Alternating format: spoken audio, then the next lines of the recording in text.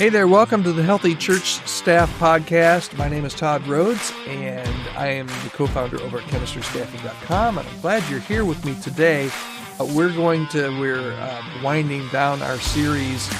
Today we're talking about preparing for a healthy transition. We've talked about that a little bit here on the podcast, but this is all part of the last 3 weeks, actually. We've been dissecting Wade Hodge's book. It's called When to Leave: How to Know When It's Time to Move On Before You Stay Way Too Long. And we've been going through this for about the last 3 weeks. We've got today and tomorrow left. Today we're talking about preparing for a healthy transition. And if you would like a free copy of Wade's book, you can get one right now, chemistrystaffing.com/when-to-leave. And also we're doing a webinar very soon on this topic, when to leave, and discernment on whether 2025 would be a year of transition for you. You can join us live. You can find the times and the dates over at chemistrystaffing.com/learn. Okay, so leaving ministry. We've talked about on this series when to leave, how to know when it's time to move on. But if you've made that decision, leaving a ministry role is never easy. But it can be done in a way that honors God, even in an unhealthy transition. There are ways that you can do this that honor God, that honor your church, and honor your legacy. A healthy transition, as we've mentioned before, doesn't just happen. It does require some planning, and some communication is really key. And it requires a good amount of grace as well. We've talked about the need to communicate and, again, be sensitive. I take a lot of calls, and if you would like to discuss this with me, you can reach out to me, podcast@chemistrystaffing.com, about how do I communicate that I'm leaving. I'm afraid if I say too early that I want to start looking, or that God's calling me somewhere else, that it's not going to bode well for me. And in some churches, absolutely that's the case. But as best you can, communicate, be transparent in your communication.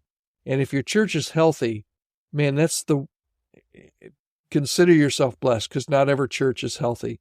But in a healthy church, once you're certain about your decision to leave, be transparent.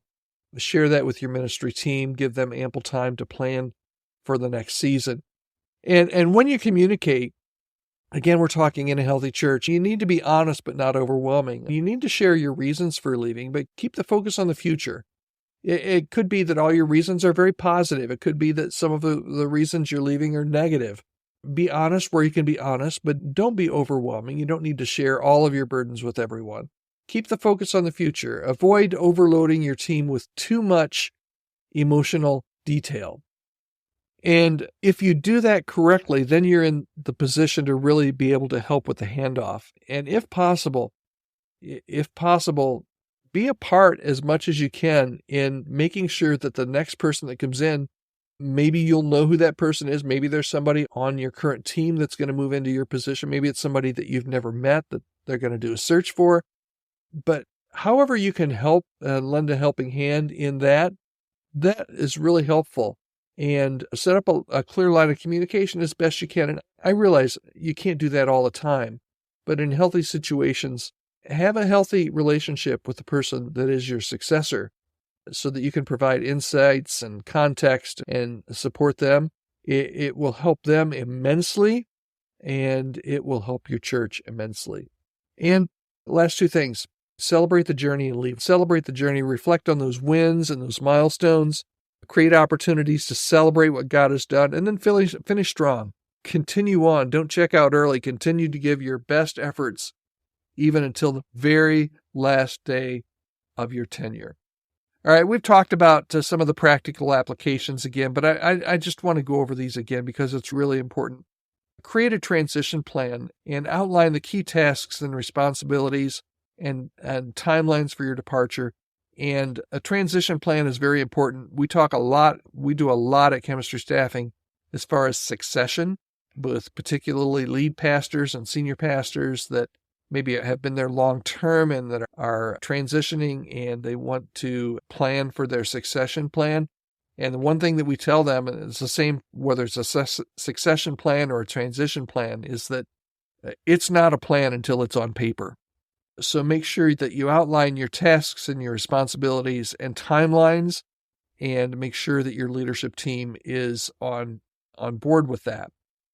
Document everything.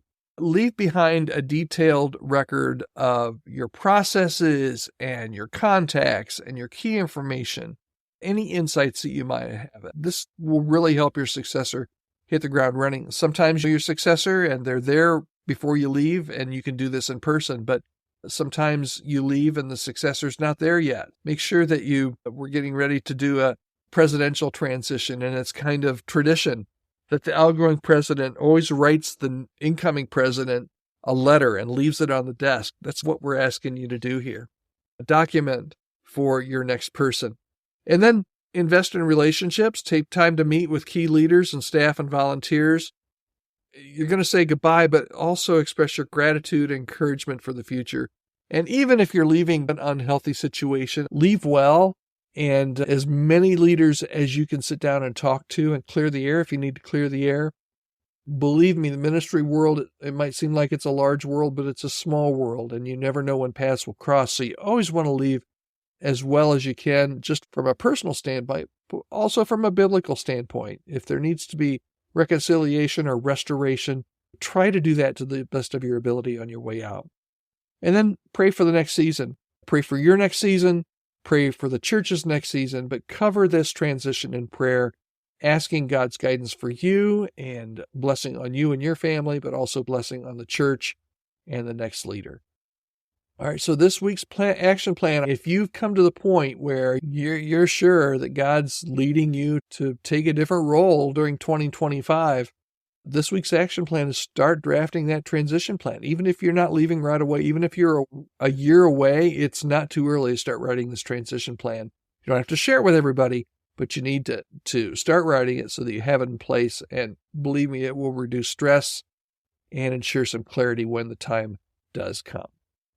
Love to hear from you if you're preparing a transition, if you need some help with your transition, if your church needs help with staffing or transitions or hiring or firing. I would love to be a resource for you. You can reach out to me anytime. podcast@chemistrystaffing.com. All right, thanks so much for joining me today. We're going to come back tomorrow on Friday. We're going to finish this series, and then I'm going to announce a brand new series that we're starting next week here on the podcast. And I'll give you a little hint. It has to do with our friend and author, Wade Hodges. All right, we'll talk to you soon. Have a great day.